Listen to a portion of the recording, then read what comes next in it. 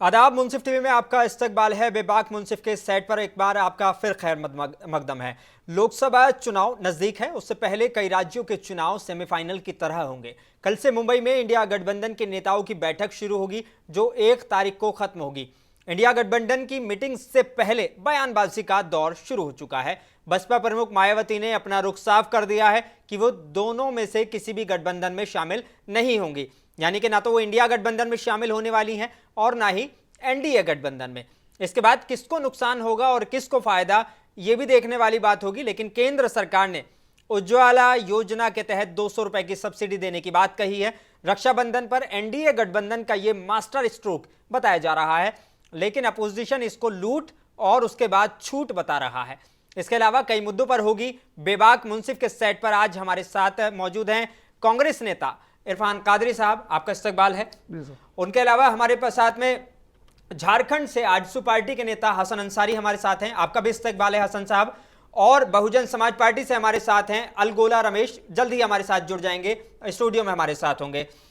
सबसे पहला सवाल मैं इरफान कादरी से लेना चाहूंगा। इरफान कादरी साहब, इंडिया गठबंधन की मीटिंग है, कल से सारे नेता आपके जितने भी इंडिया गठबंधन के हैं वो मुंबई मतलब काफी लोग आज मुंबई पहुंच चुके हैं और कुछ लोग रात में मुंबई पहुंच जाएंगे। क्या लगता है कि इंडिया गठबंधन की जो मीटिंग होने वाली है उससे क्या 2024 का रास्ता वाकई आसान हो जाएगा? जी, सबसे पहले तो मैं मुंसिफ टीवी के तमाम नाजरीन को और देश के देखने वालों को, तमाम लोगों को जो है रक्षाबंधन की बहुत बहुत मुबारकबाद देना चाहूँगा। जी, बहुत शुक्रिया। और जहाँ तक आपने कहा कि मुंबई के अंदर जो मीटिंग होने वाली है, ये तमाम 26 पार्टियों के अलावा जो है और भी कुछ दल शामिल होने के वाले हैं, ये सरप्राइज है। ठीक है। और दूसरी बात जो है, ये उद्धव ठाकरे जी और शरद पवार जी के नेतृत्व में जो है ये बड़ी मीटिंग होने वाली है। ये तीसरी मीटिंग है और यहाँ से जो है एक रास्ता आपको साफ तौर पे नजर आएगा। आप देखिए, कांग्रेस पार्टी के साथ साथ जितने भी पॉलिटिकल पार्टीज जुड़े हुए हैं, हम तमाम यानी इंडिया बोल सकते हैं, तो तमाम हम इंडिया वाले लोग जो है बड़ा टक्कर देने के लिए एनडीए के सामने हम बैठे हुए हैं। जैसे कि आप अगर वोटिंग परसेंटेज अगर आप देखें तो आज जो है भले ही वोटिंग परसेंटेज में जो है हम 63% तक हमारी जो है पार्टी 26 पार्टियां जो है 63% तक हम चले गए हैं। और जहां तक उनके पास है पॉलिटिकल पार्टी, करीब लगभग 36 पॉलिटिकल पार्टी एनडीए के साथ है, लेकिन वो छोटी छोटी पार्टी जहां पर ना कोई एमएलए है ना कोई एमपी है, उनको साथ मिला के वो दल को जो है ये बता रहे हैं कि भाई एनडीए के अंदर आज जो है 36 पॉलिटिकल पार्टीज का मजमुआ जमा हुआ है और इंडिया के पास सिर्फ 26 पार्टियां हैं। लेकिन अगर आप वोटिंग परसेंटेज को अगर आप देखेंगे तो वोटिंग परसेंटेज, वोटिंग शेयर जो है वो हमारे इंडिया के अंदर 63% है और उनके पास सिर्फ 37% है। तो ये साफ तौर पे जाहिर है कि 2024 का जब इलेक्शन आएगा तो तमाम हमारे इंडिया के ऑल पॉलिटिकल पार्टीज हम मिलकर जो है एकता होकर, इकट्ठा होकर चुनाव लड़ेंगे और सफल होंगे 2024 के अंदर। प्रधानमंत्री जो है हमारी इंडिया से ही इंशाल्लाह होगा। आजसू पार्टी के नेता हसन अंसारी हमारे साथ हैं। हसन अंसारी साहब, वो कह रहे हैं कि जितनी भी दल हैं जो मतलब एनडीए गठबंधन के पास जो दल हैं वो कहीं ना कहीं बहुत कमजोर हैं और क्षेत्रीय दल हैं और उनके पास अपना कोई ना तो बहुत बड़े विधायक हैं उनके पास में, ना ही ज्यादा एमपी हैं, तो उनका वोट परसेंटेज भी कम है। क्या कहते हैं आप इस बारे में? देखिए, निश्चित तौर पर छोटे दल जरूर हैं, बहुत दलों के पास विधायक और सांसद नहीं है, लेकिन उनका एक अपना वोट परसेंटेज, उनका एक वोट बैंक है। इन्होंने कादरी साहब ने जो है कि 60% और 56% जो है इंडिया गठबंधन के पास, 47% केवल एनडीए के पास में है। तो एनडीए के घटक दलों में जिन दलों का है उन्होंने उनका आंकड़ा दिया, लेकिन वैसे दल जो अभी बिल्कुल नए तरीके से जुड़े हैं, अगर उनका वोट का परसेंटेज को ऐड कर दिया जाए तो निश्चित तौर पर ये इंडिया गठबंधन से कहीं ज्यादा हो जाता है। और दूसरी चीज, पूरे देश पर जिस तरह से ये लोग इंडिया गठबंधन के लोग परिवर्तन लाने का प्रयास कर रहे हैं, कोशिश कर रहे हैं, ये भानुमती के कुंभे के समान है। अभी आपने आज आपके बहुत सारे मीडिया चैनल के माध्यम से हमने देखा कि इनके अंदर तो पहले एकजुटता ही नहीं है, ये तो लड़ाई लड़ रहे हैं नेतृत्व का। कोई कह रहा है कि Kejriwal will be the probable prime minister, कोई कह रहा है ममता बनर्जी हो सकती है, कोई कह रहा है अखिलेश यादव हो सकता है, कोई कह रहा है नीतीश कुमार हो सकता है और कोई कह रहे हैं राहुल गांधी हो सकते हैं। तो पहले तो इनके अंदर वो एकरूपता ही नहीं है, पहले तो लड़ाई इनके है सत्ता की, चेयर की। पहले उस ले वो तो फिर पूरे देश को यूनाइट करने की बात करिए। ठीक है, इरफान कादरी साहब वो कह रहे हैं कि आपकी जो है पार्टी वो कहीं ना कहीं, ना तो आपकी पार्टी में इतने सारे नेता हैं, इतने सारे पीएम की कैंडिडेट हैं, कैसे इस मसले से निपटेंगे? क्योंकि आज अगर बात प्रियंका कक्कड़ की करें, आम आदमी पार्टी की प्रवक्ता हैं, और उन्होंने साफ तौर पर कहा कि अगर मुझसे पूछा जाए तो अरविंद केजरीवाल जो हैं वो मतलब प्रधानमंत्री पद के मजबूत दावेदार हैं। बात करें अगर ममता बनर्जी की पार्टी की, तो उनके नेता कहते हैं कि ममता बनर्जी प्रधानमंत्री होनी चाहिए। कांग्रेस आपके पास आते हैं तो राहुल गांधी को आप अपना प्रधानमंत्री पद का उम्मीदवार बताते हैं। कैसे निपटेंगे इस सारे मसलों से? इसी को तो जो है ना फंडामेंटल राइट्स ये कहा जाता है कि आपको अपना हक है अपने नेताओं को आगे बढ़ाने के लिए। इंडिया का मकसद यही है कि आप बेबाकी के साथ जो है बोलें, और अपने अपनी पार्टी के हर नेता ये चाहता है कि अपना जो सदर है, अपना प्रेसिडेंट है, वो बने। अब मैं भी चाहता हूं कि कांग्रेस पार्टी की तरफ से राहुल गांधी जी जो है आज के दौर में सबसे बड़े नेता है। मोदी जी को टक्कर देने के लिए राहुल गांधी जी एक बड़े चेहरा है। अब देखिए भारत जोड़ो यात्रा में उनको जो जिस तरीके से पब्लिक से मिलते गए, उसके बाद भी कहीं पे ठेला पे जाके मिल रहे, कभी मैकेनिक से मिल रहे, कभी जो है रोडों पर जाकर वेजिटेबल वालों से, तरकारी बेचने वालों से मिल रहे। तो इस तरीके से जो राहुल गांधी जिस तरीके से मिल रहे, तो मैं भी चाहूंगा, देश की कई जनता चाहती है, कई पॉलिटिकल पार्टी भी चाहती है इंडिया के कि राहुल गांधी बने। लेकिन होता यह है कि जब एक 26 पॉलिटिकल पार्टी है, तमाम पॉलिटिकल पार्टीज के नेताओं के जो उनकी जो अपनी अपनी टीम है, जो हम कांग्रेस पार्टी से ताल्लुक रखते हैं, तो हम चाहते हैं कि भाई राहुल गांधी बने। वो अपनी नीतीश कुमार को आगे बढ़ाना चाहते हैं, कोई अरविंद जी को बढ़ाना चाहते हैं। ये सोच अपनी जगह पे बिल्कुल सही है, लेकिन जब एक पैनल बैठता है तो वो पैनल एक डिसाइड करता है कि कौन प्रधानमंत्री के लिए बेहतर चेहरा है। तो ये एक अलग बात है। अब जहां एनडीए की बात कर रहे हैं कि भाई अभी हसन जी ने कहा कि उनकी तरफ जो है एक ही चेहरा है, मोदी जी, अब उनकी तरफ एक ही फेस है। ये तानेशाही वाली बात है। एक जो है ना उनके पास आप देखिए कोई एक बड़ा कोई एक मोदी के अलावा कोई दूसरा चेहरा नहीं है। क्यों उनकी पार्टी के लोग ये नहीं कहते कि भाई उनको भी प्रधानमंत्री के जो है दावेदारी करना चाहिए? तो इसका मकसद ये है कि वो सिर्फ और सिर्फ 2014 के बाद 2019 में और जैसा आप 2024 में सिर्फ मोदी मोदी मोदी मोदी करके ही जो है उसी के नाम की तस्वीर पढ़ते पढ़ते जो है वो इलेक्शन लड़ना चाहते हैं। लेकिन ये साफ तौर में मैं फिर कह दूं कि 2024 का जो चुनाव है वो 101% कांग्रेस पार्टी और साथ ही साथ इंडिया, मैं फिर बात कर रहा हूं, इंडिया का जो चुनाव है इंडिया ही जीतेगा और ना कि ये एनडीए जीतेगा। एनडीए में जैसे कि अभी उन्होंने कहा कि नए नए पॉलिटिकल पार्टी का अपना अपना वोट परसेंटेज है। आप बताइए कि साफ तौर पे आपका वोटिंग परसेंटेज कितना है? मैं तो आपको साफ तौर पे बता दिया, आपको आंकड़े बता दिया, आप उसमें जो है जाइए, जाके देखिए कि 63% हमारा जो है वोटिंग परसेंटेज। मैं ये अपना घर का लिखा हुआ नहीं बता रहा हूँ। आप देखिए कि कांग्रेस और एनडीए और जो है इंडिया का जो परसेंटेज है, ये मैंने आपके सामने रखा। वोट परसेंटेज ठीक है, पिछली बार भी अगर वोट परसेंटेज की बात करें तो कहीं ना कहीं आप बिल्कुल टक्कर पे थे, लेकिन सीटों में उसका वोट परसेंटेज को कन्वर्ट नहीं कर पा रहे। आज मैं आपको सारे इंडिया के पॉलिटिकल पार्टीज की बताता हूँ जो हम लोग ने जीता है, जितना हमारे पास आज हमारे पास है, सारे इकट्ठा होकर जो हम इस खिलाफ के लड़ रहे हैं। आज वजह क्या हो गई? तमाम इंडिया। आप देखिए, आप 2019 की बात करेंगे तो जो 26 पार्टियों में से कई पार्टी तो जो है एनडीए में सपोर्ट कर रहे थे। आज एनडीए को छोड़कर यहाँ नहीं, क्या जरूरत पड़ गई? तो आज इंडिया को जो है ना हिंदुस्तान को बचाना जरूरी हो गया है। मोदी सरकार जिस तरीके से जो है महंगाई देख लीजिए, मोदी सरकार की तरफ से कितनी बढ़ चुकी है। सारे मुल्क के अंदर जो है सर इंटरनेशनल लेवल पे हमारा हिंदुस्तान का लेवल कितना घट रहा है। देखिए आज अगर आप उनके फाइनेंस मिनिस्टर से पूछिए कि भाई एक आप ही की तरह एक सहाफी ने पूछा इंटरनेशनल लेवल पर कि भाई बताइए कि डॉलर किस तरह से जो है डॉलर के मुकाबले रुपए घट रहा, तो बोल रहे हैं कि नहीं नहीं नहीं, डॉलर जो है तेजी से बढ़ रहा है, रुपया जहां का वहां है। ये कैसी बात है? तो इस तरीके के बयानबाजी करने वाले जिसको कुछ मालूम नहीं है, ना फाइनेंस मिनिस्टर कुछ मालूम है, ना मोदी जी को। मोदी जी की आज तक एक प्रेस मीट नहीं हुई, और जब भी होती है वो ये अपने जो है उनकी जो अपने जो मीडिया चैनल है उनके अतराफ के, उन्हीं के साथ वो मीटिंग होती है, उसमें भी ये बात होती है कि भाई आम कैसे खाते हैं, 24 घंटे आप कैसे वक्त देते हैं। तो इसी तरीके ये सवाल है। आप मनमोहन सिंह जी के टाइम पे देखिए कि कितनी मरतबा उन्होंने अपनी मीडिया को फेस किया नेशनल इंटरनेशनल लेवल पर। तो मैं एक ही बात कहना चाहूंगा कि जो अभी अंसारी साहब ने कहा कि वोटिंग परसेंटेज उनका ज्यादा है, वो बता रहे हैं कि मैं गारंटी के साथ दे रहा हूं कि 2024 में आप और हम तमाम लोग देखेंगे कि इंडिया 101% प्रधानमंत्री इंडिया की तरफ से ही बनेगा। हसन अंसारी साहब बड़ा दावा कर रहे हैं, हमारे इरफान कादरी साहब कह रहे हैं कि मैं गारंटी दे रहा हूं कि 101% जो है वो इंडिया पार्टी से एक नेता जो है वो प्रधानमंत्री बनेगा। चलिए, आपकी तरफ से एक बात क्लियर है कि आपकी तरफ से जो है पूरी तरह से प्रधानमंत्री मोदी को ही सपोर्ट किया जाएगा, लेकिन क्या आपके नेता कोई अपनी इच्छा नहीं रखते कि वो भी प्रधानमंत्री पद के उम्मीदवार बने? सुदेश महतो के बारे में मैं पूछ रहा हूँ आपसे।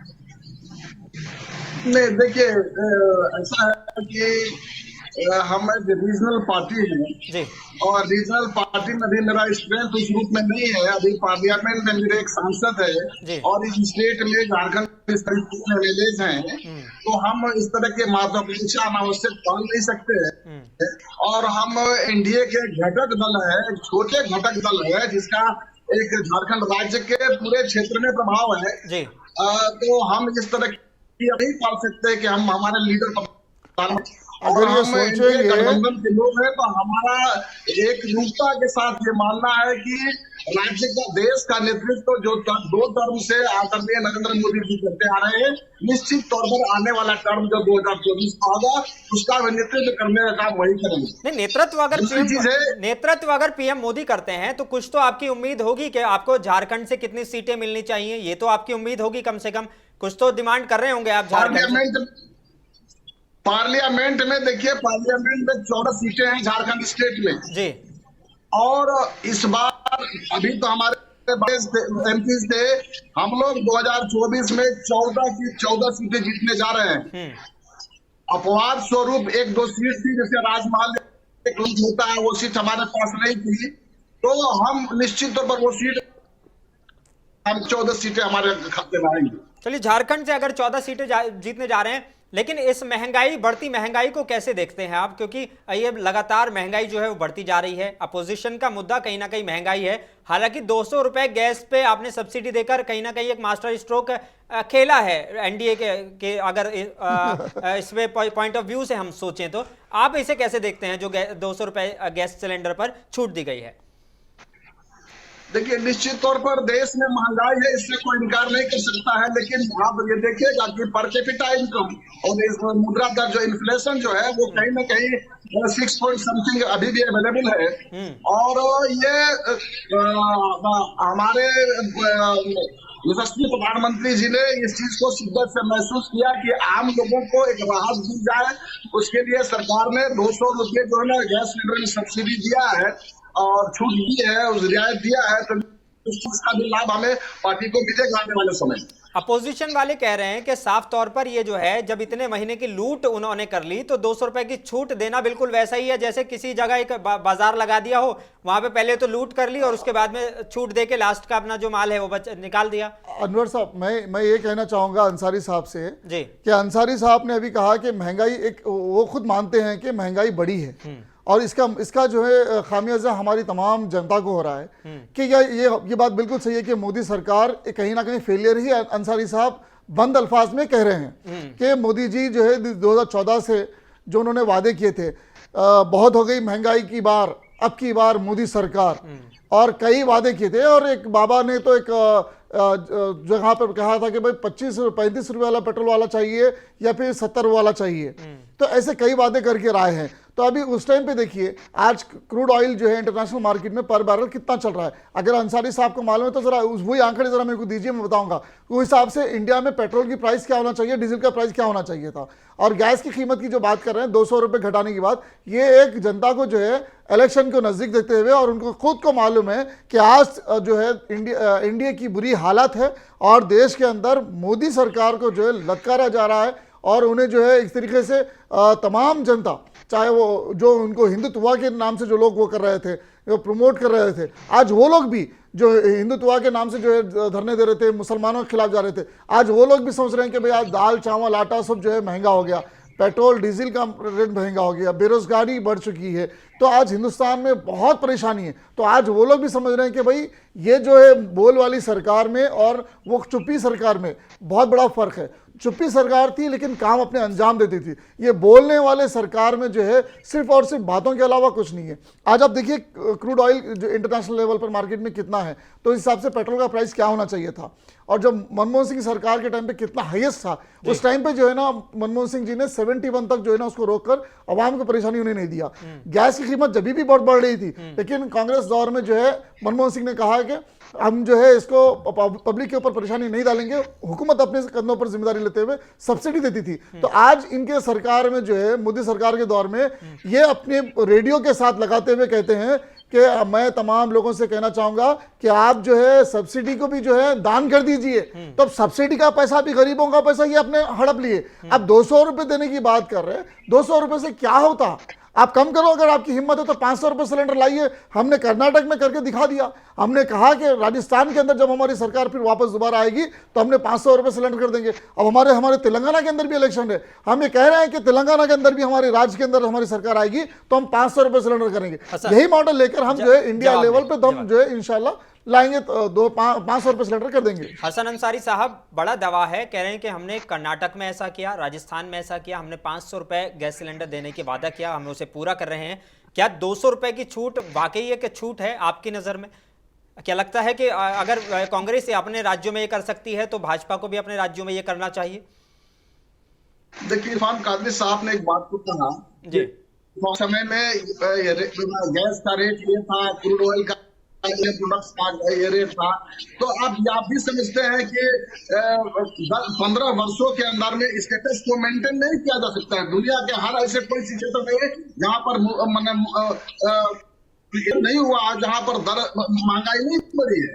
ये अपवाद नहीं है भारत भर। आप प्रोडक्ट्स की बात करते हैं कि क्रूड ऑयल जो है वो कहा भारत प्रोडक्टिविटी में बहुत, इसका प्रोडक्टिविटी बहुत कम है।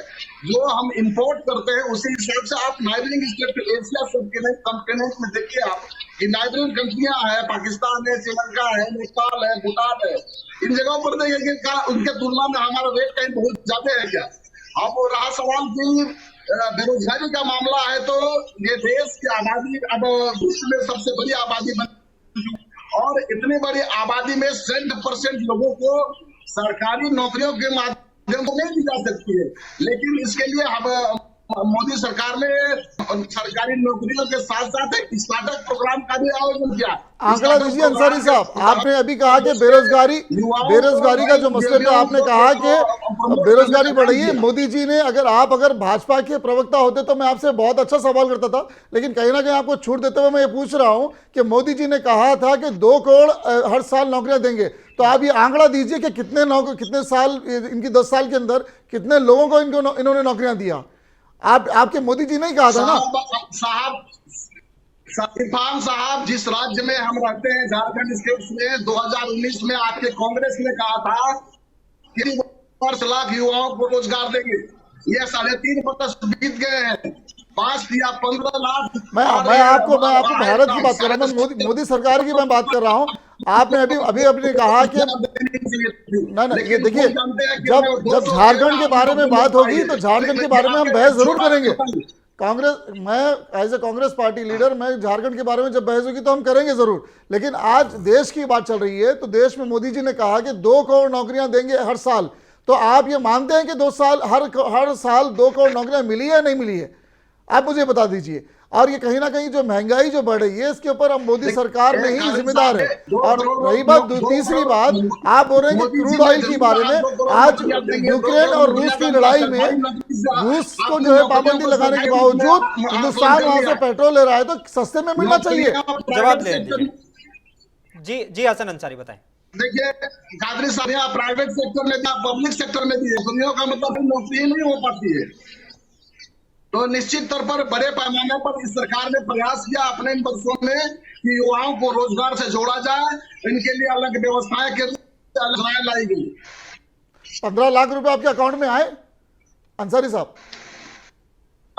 15 लाख रुपए आपके अकाउंट में आए? देखिए सिर्फ 15 लाख रुपए की का मामला नहीं है।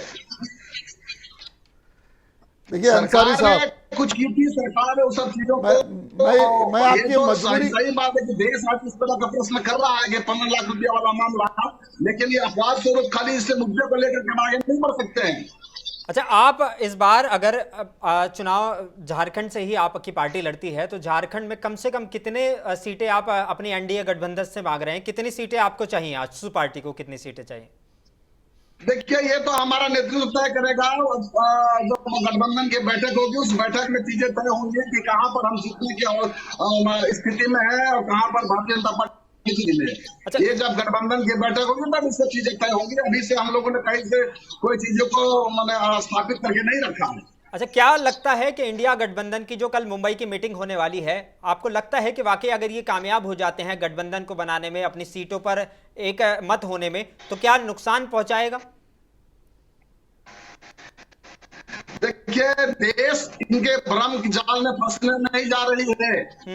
1977 में इमरजेंसी के बाद में इसी तरह का उन्होंने किया था, उसका हासिल भारत की जनता देख चुकी है। अब ये समझ रहे हैं कि बागमती का कुंभा बनाने जा रहे हैं। ये सीखे नीतियां, इनके पास कोई स्पष्ट नीति नहीं है, इनके पास एक ही एजेंडा है, मोदी हटाओ। एक एजेंडा के साथ में आगे बढ़ रहे हैं जो बहुत टिकाऊ नहीं हो सकता है। इरफान साहब कह रहे हैं कि बस आप लोगों के पास सिर्फ एक एजेंडा है, आपके पास कोई स्पष्ट नीति नहीं है। इंडिया गठबंधन की बैठक में सिर्फ इतना तय होने वाला है कि मोदी हटा पाएंगे या नहीं हटा पाएंगे।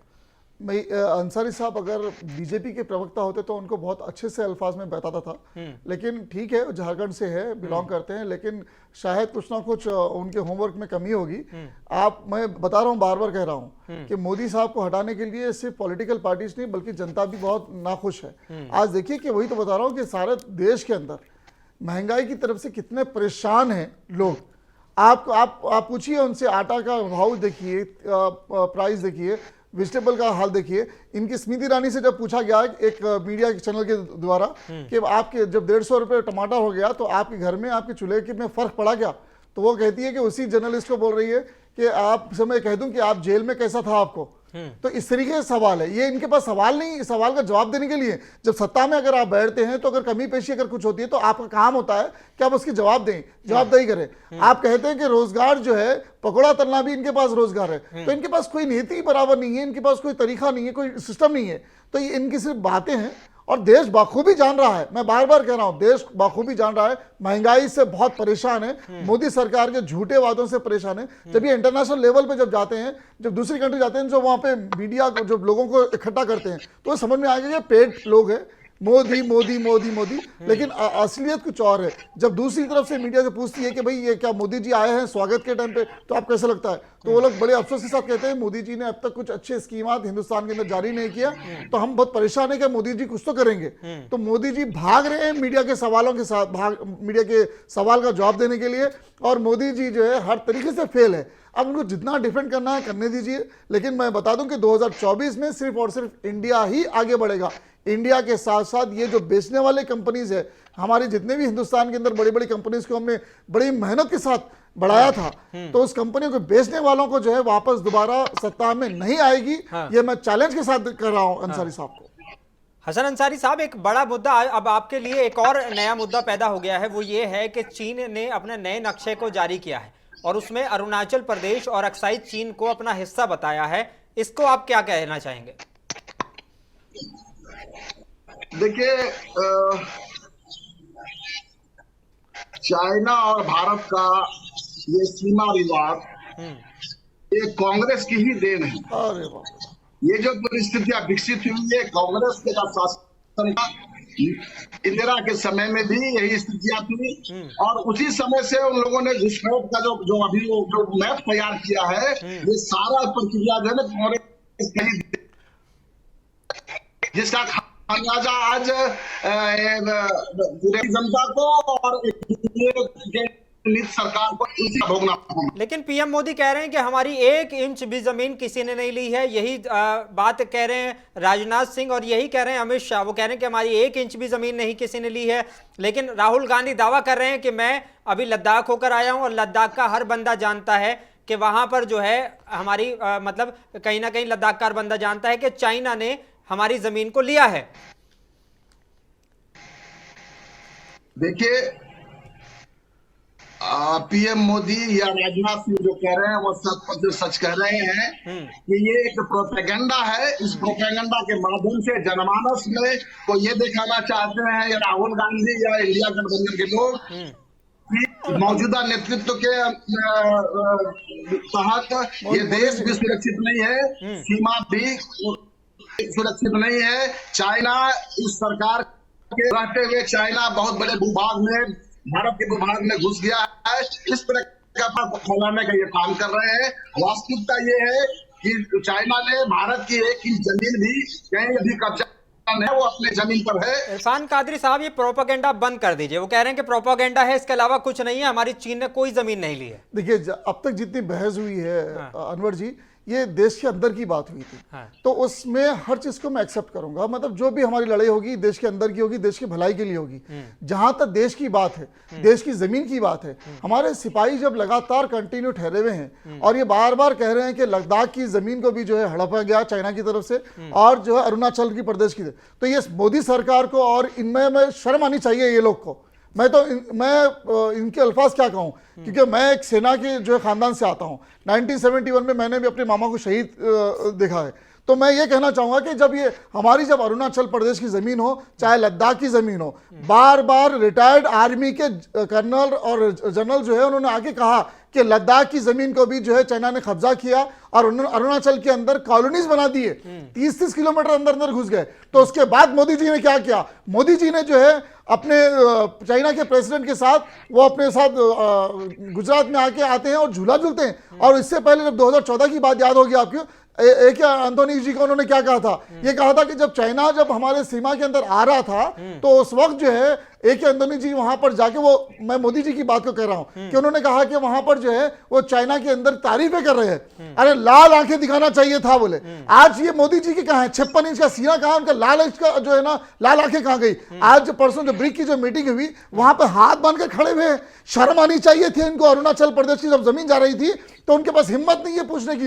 यही इंदिरा गांधी और यही राहुल गांधी जी और यही नेहरू जी की वक्त की बात है कि जब नेहरू जी 1965 के टाइम पे, जब आपको याद होगा कि जब चाइना के साथ जंग हुई थी, उससे चंद दिन पहले जो है 1962 में भी हमारी जंग पाकिस्तान के साथ हुई थी। हम पाकिस्तान के साथ जंग जीतकर हम थोड़े से बैठे थे, टेंशन में था, मुल्क परेशान था। उस वक्त चाइना के साथ वार हुई तो हमने जब जो है ना जंग को छोड़ा नहीं था, हमने डट का मुकाबला किया। भले ही हमारे साथ जो भी रिजल्ट आया था होगा, हमने 1 इंच को भी जो है ना हमने जमीन छोड़ी नहीं थी। आज अरुणाचल प्रदेश की जमीन पर कब्जा किया जा रहा है।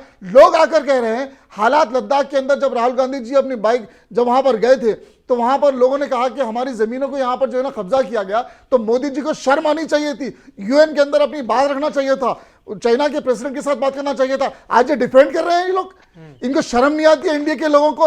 आज इतनी जमीन चल रही है और ये बोल रहे हैं कि क्लीन चिट दे रहे हैं कि अगर वो कल के दिन सारा अरुणाचल प्रदेश ले लें, लद्दाख के अंदर चले जाए। उनका तो कहना है कि जो चीन के साथ जो सीमा विवाद है वो कहीं ना कहीं कांग्रेस की देन है और उसी वजह से हमें ये सब झेलना पड़ रहा है। ये हर जगह पर जो है ना यही बात है, कांग्रेस कांग्रेस कांग्रेस। आज मैं कह रहा हूं, चाहूंगा कि इनको अब ये कहेंगे कि अगर मैं गलत अगर अल्फाज कर दूं, मोदी जी को पैदा करने वाले भी अगर कांग्रेस पार्टी ने कह देंगे तो ये कांग्रेस पार्टी के नाम पे जो है ना बंद कर दीजिए। जब देश की बात आती है तो कांग्रेस या बीजेपी या कोई और पार्टी नहीं होती, देश इंपॉर्टेंट होना चाहिए। देश की एक गज को जमीन जो है ना जाने नहीं देता है। हमारा सिपाही जो है रात में बर्फों में हर जगह पर खड़ा होता है, सेना पर हमारा जो है ना पहाड़ों पे वो बड़ी मुश्किलों से खड़ा होता है। तो ये एनडीए के लोग, ये जो है ना आरएसएस के लोग, ये क्या समझेंगे? इनको देशभक्ति कुछ मालूम है क्या?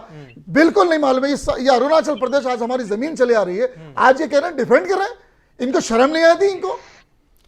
अंसारी साहब, मामला देश का है, वो कह रहे हैं कि मामला देश का है। अगर चलिए अंदर की बात होती तो एक अलग जवाब होता, लेकिन इरफान कादरी कह रहे हैं कि मामला जो है वो देश का है और देश से जुड़ा है। यहाँ पर बात भाजपा या कांग्रेस की नहीं है, बात यह है कि अगर अरुणाचल प्रदेश के लोग और अगर लद्दाख के लोग कह रहे हैं कि उनकी जमीन गई है तो कहीं ना कहीं इस मामले को थोड़ा सीरियस ले लेना चाहिए।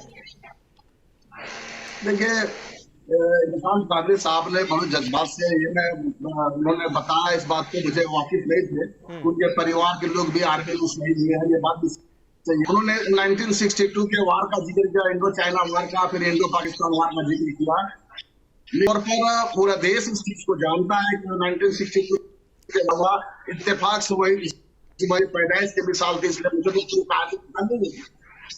तो आज सवाल की पूरा विश्व जानता है कि भारतीय सेना, भारत एक पार्टी के रूप में उभर के सामने आ रहा है।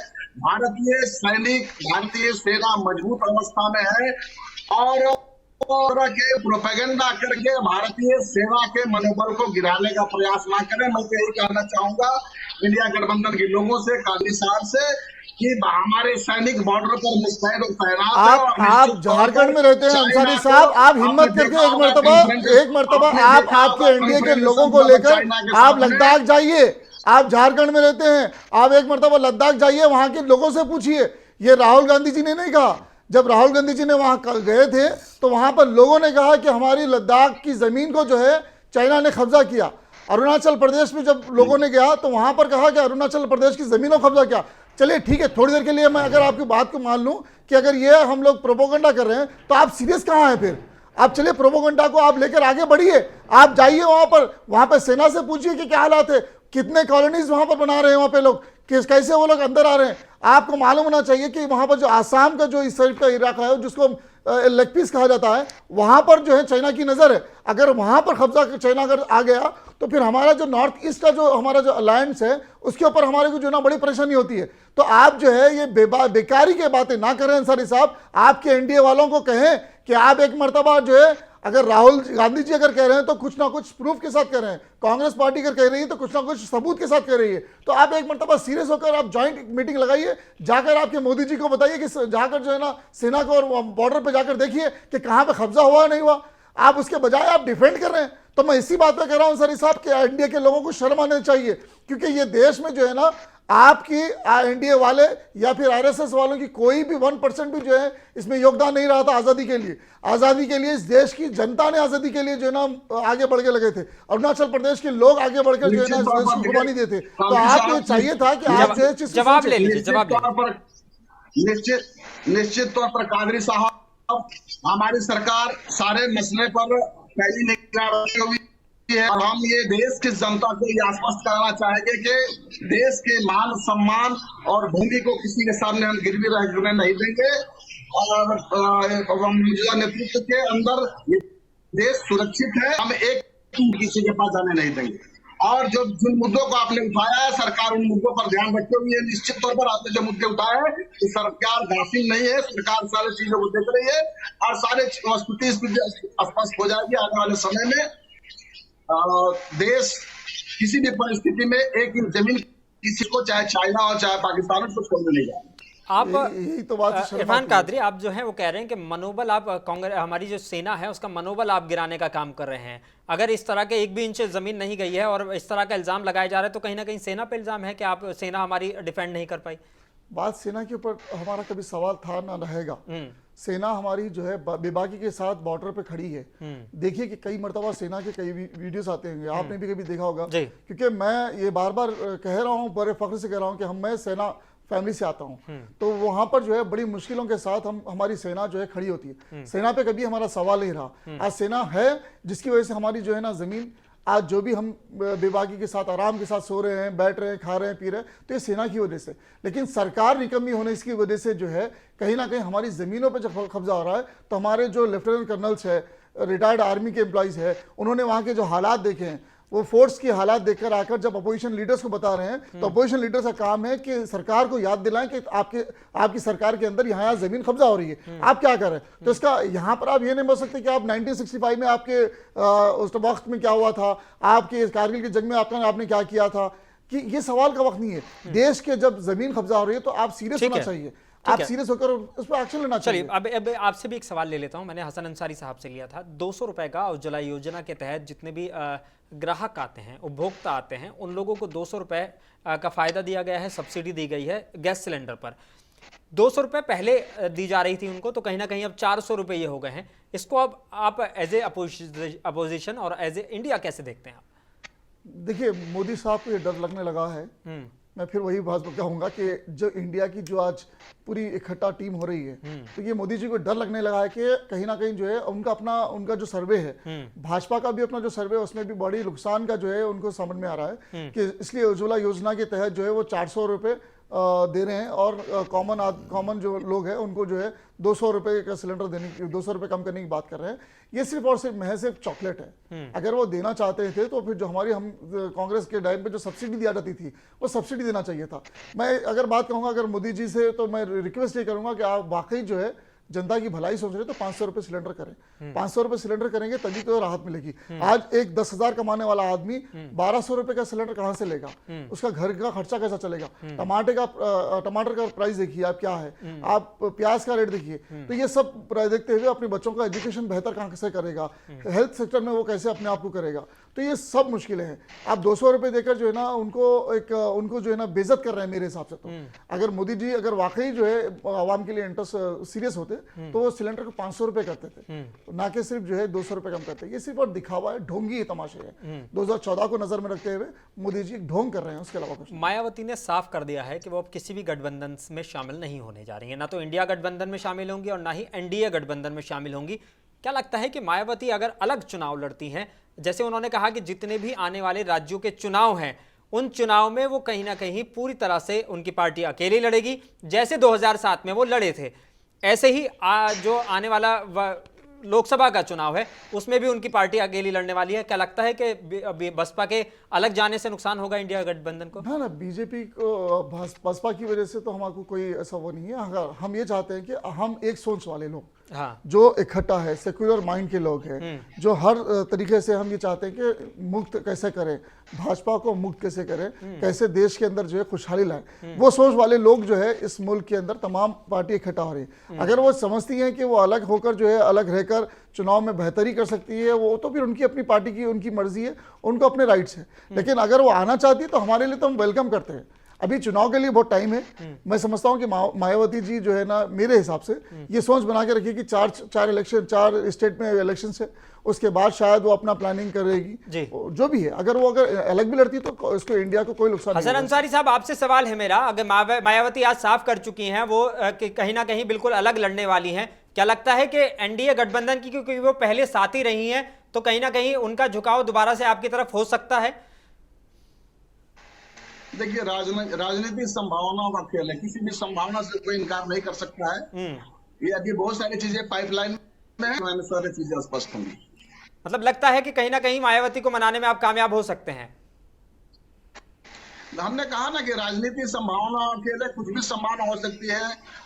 मायावती का अपना इस पॉलिटिकल स्टैंड है और वो एक शख्सियत है जो उत्तर प्रदेश में और उत्तर प्रदेश में बल्कि देश के जब उत्तर राष्ट्रीय पार्टी है और उसका अपना वोट बैंक भी है, तो वो सारी चीजों को अपने सूझबूझ के तहत निर्णय लेंगे। आने वाला समय वो चीजों को क्लियर करेंगे। बिहार से नीतीश कुमार सबसे ज्यादा पहल कर रहे हैं इंडिया गठबंधन को एकजुट करने की। लालू प्रसाद यादव भी एक बड़े नेता हैं, तेजस्वी यादव भी का भी एक बड़ा रोल है। क्या लगता है कि हसन अंसारी साहब के अगर बिहार से वो इस चीज को एक लोगों को एक करने में हो गए, सारी पार्टी को एक करने में कामयाब हो गए, तो क्या लगता है कि कल जो एक संयोजक बनाने वाली बात हो रही है, तो नीतीश कुमार को संयोजक अगर बनाते हैं तो कहीं ना कहीं उनका जो वोट बैंक है वो झारखंड में भी है, आपको भी उससे नुकसान हो सकता है? एनडीए का मतलब जदयू का, नीतीश जी का वोट बैंक झारखंड में नगण्य है। वर्तमान में एक विधायक भी नहीं है उनके और किसी क्षेत्र में उनका कोई प्रभाव, यहाँ से झारखंड में उनके इंडिया गठबंधन में जाने से ज्यादा कोई प्रभाव नहीं पड़ेगा एनडीए को। लेकिन हेमंत सोरेन तो कल होने वाली बैठक में शामिल होने वाले हैं। निश्चित तौर पर हेमंत सोरेन इंडिया गठबंधन के घटक है, तो जाएंगे। तो क्या लगता है कि अगर वो शामिल हो जाते हैं, कांग्रेस का उनको सपोर्ट मिल जाता है वहां पर, जैसे पिछले चुनाव में भी मिला था, पिछले चुनाव में कांग्रेस ने और जेएमएम ने मिलकर आपको भारी नुकसान पहुंचाया है, बीजेपी की सरकार थी उसको गिरा दिया, अब जो है सत्ता में बैठे हुए हैं, तो क्या लगता है कि लोकसभा चुनाव में भी अगर कांग्रेस और जेएमएम साथ मिलकर चुनाव लड़ते हैं तो नुकसान होगा झारखंड में आपको? जी नहीं, पिछले बार हमको जेएमएम और कांग्रेस ने नहीं हराया, बल्कि हमारा बीजेपी के साथ राजनीतिक मुद्दों के चलते नहीं हो पाया और हम अलग अलग चुनाव लड़े, जिसका फायदा इनको मिला, जेएमएम को, कांग्रेस को, राजद। लेकिन सुदेश महतो के अलावा आप भी बहुत ज्यादा कोई कारनामा कर नहीं दिखा पाए।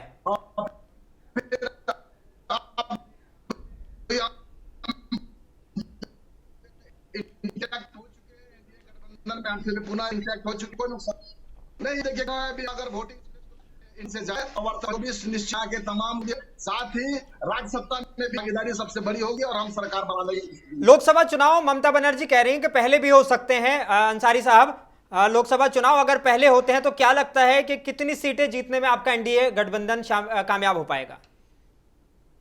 हम 24/7 यहाँ पर इलेक्शन मोड में रहते हैं, 365 दिन है ना, शुरू दिन से हमारी तैयारी रहती है। इसलिए हम चाहे चुनाव जब भी हो जाए, 1 महीना बाद हो, 2 महीना बाद, 4 महीना बाद, 6 महीना बाद हो, हम 100% यहाँ पर अपना फॉर्म है। इतने आश्वस्त हैं आप? बिल्कुल। जी ठीक है। इरफान कादरी, ममता बनर्जी ने बाकायदा हिंट दिया है। ममता बनर्जी कह रही हैं कि जिस तरह की घोषणाएं हो रही हैं और जिस तरह का काम हो रहा है, कहीं ना कहीं लोकसभा चुनाव पहले कराने की तैयारी है और हो सकता है कि लोकसभा चुनाव दिसंबर में हो जाए। अगर दिसंबर में होता है, क्या लगता है कितना कामयाब हो पाएगी एनडीए गठबंधन? क्या ये वाकई मास्टर स्ट्रोक होगा? मैं ये सवाल अनवर साहब मैं आप ही से कहूँगा, जी। क्योंकि आप मीडिया से ताल्लुक रखने वाले हैं। आप बताइए कि तेलंगाना जब ये लोकसभा के इलेक्शन होंगे तो क्या एनडीए वापस आएगी? नहीं, मेरे से ये इसका जवाब मेरे नहीं है। आप अपनी आ- तैयारियों के हिसाब से इसका जवाब दें। मैं इसलिए कह रहा हूँ, मैं इसलिए सवाल कर रहा हूँ कि आज जो है जिस तरह से राहुल गांधी जी भारत जोड़ो यात्रा के बाद आप देखिए कि किस तरह से माहौल पैदा हुआ। जो लोग राहुल गांधी जी के खिलाफ बोलते थे, जो लोग अदर अलग पॉलिटिकल पार्टी अलग अलग अपने अपने आइडियोलॉजी के साथ जा रही थी, आज सारे लोग इकट्ठा हो गए हैं। हमें फर्क नहीं पड़ता कि इलेक्शन जो है आज हो या कल हो या सही टाइम पे हो, जब भी इलेक्शन होगा, जब भी इलेक्शन होगा, इसमें सिर्फ और सिर्फ इंडिया ही आएगा। मोदी जी मेरे हिसाब से वो समय से पहले इलेक्शन नहीं करवाएंगे, क्योंकि आज जो वोटिंग परसेंटेज है हर तरीके से कांग्रेस पार्टी इंडिया जो है, कांग्रेस पार्टी के साथ साथ इंडिया तमाम लोग जो है एक अच्छा मुकाम बना के और सब में एक एनर्जी है तो वो लाएंगे। अभी जैसे कि मैं भी एक सोर्स से मुझे मालूम हुआ था कि इतने डरे हुए हैं मोदी जी कि जब हमारे पॉलिटिकल पार्टीज के लीडर्स जो है जब भाषण देने के लिए इधर से उधर जब जाते हैं तो उनके लिए टाइम कम होता है, तो जब प्रचार करने के लिए जब जाते हैं तो वो हेलीकॉप्टर्स की जरूरत होती है, तो सारे हेलीकॉप्टर्स को जो है उन्होंने अपने पास किराए पे ले लिया। हालांकि उनके पास कोई पॉलिटिकल लीडर्स भी है नहीं और ना ही उनके पास कोई पॉलिटिकल पार्टीज ने है नहीं, लेकिन उसके बावजूद सारे हेलीकॉप्टर्स को उन्होंने बुक करके रखा कि 2024 के इलेक्शन में किसी भी तरह से इंडिया को रोका जाए। लेकिन ये इंडिया है, इंडिया की एक अलग एनर्जी है। आप हेलीकॉप्टर रख लो या फिर जेट जो बड़े बड़े प्लेन्स रख लो, लेकिन हम सड़कों पर आकर सड़कों से जो है जनता को उठाकर अपने कंधों पर बिठाकर जो है हम गद्दी पे बिठाने के लिए रेडी बैठे हुए हैं। तो 2024 हो या उससे पहले इलेक्शन हो, हम गारंटी के साथ ये कह रहे हैं कि इंडिया ही आगे बढ़ेगा। लेकिन अभी तक आपका कोई फॉर्मूला तो तय हो नहीं पाया है कि किसको कितनी सीटें मिलेंगी, किस तक कौन संयोजक होगा, कौन प्रधानमंत्री पद का उम्मीदवार होगा, बिना प्रधानमंत्री पद के फेस के साथ जाएंगे या इस बार बिना फेस के आप चुनाव लड़ेंगे। इस तरह का कोई फॉर्मूला तो अभी तक तय नहीं हो पाया इंडिया गठबंधन का। इतनी बेताबी एनडीए और मीडिया को क्यों है समझ में नहीं आ रहा, इंडिया के ऊपर इतनी फोकस क्यों है। आप देखिए इतनी ये जब कब होता है कि जब जो है मोदी जी हार रहे हैं तो बाजू वाली खिड़की में झांक कर देखते हैं कि क्या पक रहा है, क्या हो रहा है, क्या नहीं हो रहा है। तो ये एनडीए वालों का वही हाल है। आप देखिए कि आज कल जो है मुंबई के अंदर मीटिंग है और फर्स्ट तक भी 2 दिन मीटिंग है, तो ये 2 दिन के अंदर मीटिंग में कुछ और फैसले होने की बाकी है। और पॉलिटिकल पार्टी जो है पंजाब से हो, कहीं अलग अलग स्टेट से जो है, मैं नाम नहीं लूंगा पॉलिटिकल पार्टी का जब तक वो आते नहीं, लेकिन 100% ये है कि 4-5 पार्टी जो है ना आने का इंटरेस्ट बता रहे हैं। तो ये पॉलिटिकल पार्टीज अभी आ रहे हैं, तो उसके बाद एक फैसला होगा, तमाम पैनल बैठेगा, तमाम पार्टी की एक साथ एक राय होगी, उसमें बहस भी होगी, अच्छी चीजें भी निकलेगी। उसके साथ ही जो है हम ऐलान करेंगे कि प्रधानमंत्री का चेहरा कौन होगा। कल शायद हम जो है अपना लोगो तैयार करेंगे, कैसे इंडिया का लोगो होगा, कैसे उसका डिजाइन होगा। तो कल या परसों के अंदर 2 दिन के अंदर, और देखिए अब मीटिंगों में तो हर वक्त होता है कि कोई ना कोई जो है अपनी बात रखता है, अपनी बातों पे बात रखता है। कई राज्यों में आपकी सरकार नहीं है, वहां पर अन्य जो क्षेत्रीय दल हैं वो कहीं ना कहीं एक अहम रोल अदा करते हैं।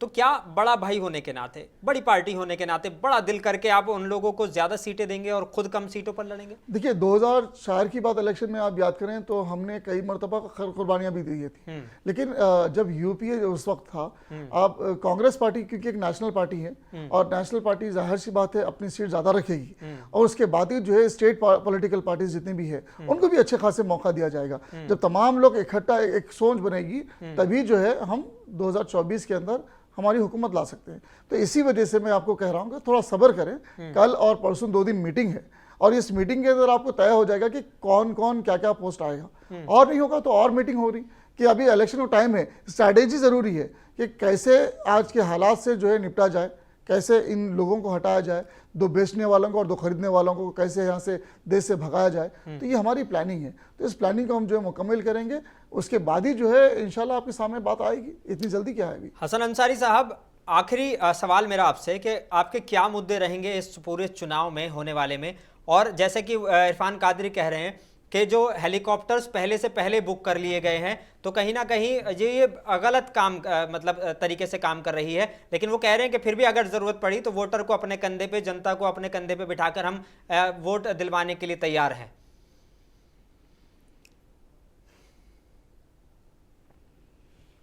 हम कहना चाहेंगे कि एनडीए का मुद्दा राष्ट्रीय स्तर पर एक समान होगा और देश की राष्ट्रीयता लंबा हमारा सबसे बड़ा मुद्दा होगा। और जो स्लोगन है एनडीए का, सबका साथ सबका विश्वास सबका विकास, इसी मुद्दे के साथ फिर एनडीए गठबंधन जो है 24 के चुनाव में। चलिए, बहुत शुक्रिया। मैं एक बार आखिरी सवाल और इरफान कादरी साहब से भी ले लेता हूँ। इरफान कादरी साहब, आपसे मेरा आखिरी सवाल कि इंडिया गठबंधन अगर ये बन जाता है तो क्या क्षेत्रीय जो मुद्दे हैं, क्योंकि जो क्षेत्रीय पार्टी हैं वो क्षेत्रीय मुद्दों के साथ चुनाव लड़ती हैं, जैसे अगर बात बिहार की और उत्तर प्रदेश की करें तो अखिलेश यादव, नीतीश कुमार, तेजस्वी यादव ये कहीं ना कहीं जातिगत जनगणना की बात कर रहे हैं, तो क्या इंडिया गठबंधन के भी वो मुद्दे होंगे? देखिए, अभी बहुत सी चीजें बाकी है, अभी मैनिफेस्टो भी रेडी होना बाकी है। हर स्टेट की हर चीज को जो है नजर में रखा जाएगा, कास्टनिज्म के भी नजर रखा जाएगा कि यादव क्या कहते हैं, अगर हम साउथ में ले तो रेड्डीज राव क्या कहते हैं, सबकी अपनी अपनी बातों रखे हुए। मैं वही कह रहा हूँ ना, सारे लोग मिलकर एक मैनिफेस्टो तैयार करते हैं, तभी जाके जो है ना देश के लोगों के लिए क्या क्या सख्त जरूरत है। आज के हालात बहुत बुरे हैं, तो सबसे पहले चीज हम जब इंडिया हुकूमत में आती है तो क्या क्या करना चाहिए, इंप्लीमेंट क्या क्या होना चाहिए, तो ये सब चीज़ों के लिए ना बड़ी इसके लिए टाइम है। तो हम ये तमाम चाहे अभी आपने कहा नीतीश जी के बारे में कहा, अखिलेश जी के बारे में कहा, तो लालू जी के बारे में, तमाम ये जो इधर साइड की पार्टियां हैं, नॉर्थ की पार्टीज है, अरविंद जी है, ये तमाम लोग सब मिलकर अपने अपने तरीके से अपने अपने मसाइल रखेंगे साथ में कि इन मसाइलों को लेकर जो है हम तेलंगाना जब लोकसभा के इलेक्शन में जाना चाहिए और यहाँ से जो है हमको ये फायदा उठाना चाहिए। और उसके बाद जब हुकूमत वापस आती है हमारी, तो फिर हम कैसे जो भी मुद्दे लेकर आए हैं इसको कैसे इम्प्लीमेंट करें और कैसे राहत है। जैसे कि पहले भी हमने यूपीए जब सरकार 10 साल चली तो हमने काफी राहत दिलाया था। इसी तरीके से मॉडल चलता है देश के अंदर, अलग अलग तरीके से हालात को देखकर उसी चीज़ों को हमने मुद्दे बनाते हैं और उसी से जो है ना आवाम को राहत देने की कोशिश करते हैं। तो ये हमारा जो है ना 2024 का भी हम प्लान बनाएंगे। तो लोकसभा चुनाव के लिए कल जो मुंबई मीटिंग होने वाली है उसके बाद और जो 2 दिन ये मीटिंग चलने वाली है 31 तारीख और 1 तारीख को, तो कहीं ना कहीं इसके बाद इंडिया गठबंधन के जो मुद्दे हैं और जो इंडिया गठबंधन के में कौन कौन क्या क्या भूमिका अदा करने वाला है, इसके मामले जो हैं वो बिल्कुल क्लियर हो जाएंगे। तो 2 दिन की बात रह गई है, इसके ये जो मीडिया और जो हम सबके दिमाग में सवाल चल रहे हैं वो कहीं ना कहीं बहुत ज़्यादा क्लियर हो जाएंगे। क्या नीतीश कुमार वाकई संयोजक बनेंगे, ये भी कल उम्मीद है कि वो तय हो जाएगा और इंडिया गठबंधन के जो लोगो है वो भी सबके सामने आ जाएगा। ये तो एक बड़ा मुद्दा है कि एनडीए कितनी सीटें जीतेगा या इंडिया, ये बिल्कुल अभी गर्व के पिटारे में है, कहना बहुत ज़्यादा जल्दबाजी होगी। लेकिन इरफान कादरी साहब का और हसन अंसारी साहब का हमारे इस बेबाक मुनसिफ की डिबेट में जुड़ने के लिए बहुत बहुत शुक्रिया। आप जुड़े रहिए मुनसिफ टीवी के साथ। अपने मेज़बान मोनिस अनवर को दीजिए इजाज़त। अल्लाह हाफ़िज़।